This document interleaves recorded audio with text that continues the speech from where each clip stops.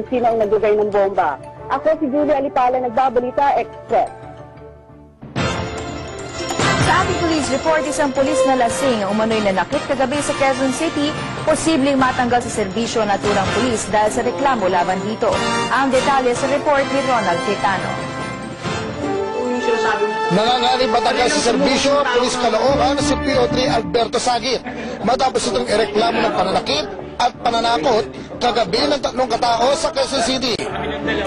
Una naging biktima ng pangungusunada ng umano'y lasing na pulis na si Sagit, itong si Joey Vidal, na kanyang hinampas ng bala sa muka sa isang lugawan sa Morto Street, kanto ng H. Francisco, Barangay Damayan, sa Quezon City.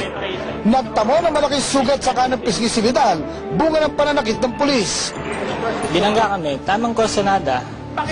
Sumunod naman pinagtripan ni Sagit, ang kapatid ni Vidal na si Joey, na kinasahan naman umano nito ng baril. At ang pinakauling nakaranas ng kalupitan ni PO3 Sagit, itong 15 anyos na binatilyo na ito, na kanya namang sinampal daw. Nakaupo lang po ako dun sa tricycle. Pinapatawag ko dun sa kasama ko yung tricycle niya para ihatid na yung mga gamit. Lumapit siya, na sinampal, sabay umalis. At tapos magpagamot sa ospital, isinumbong ni na Vidal ang nakasibilyan si Sagit sa mga tanod na agad naman itong hinuli at dinisarmahan. Dinala sa QCBD Station 2 si Sagit at dito, todo niyang itinanggi ang aligasyon ng mga biktima. Hindi po namin ginawa, kumain lang po kami. Pero di nito maipaliwanag ang sugat ni Vidal.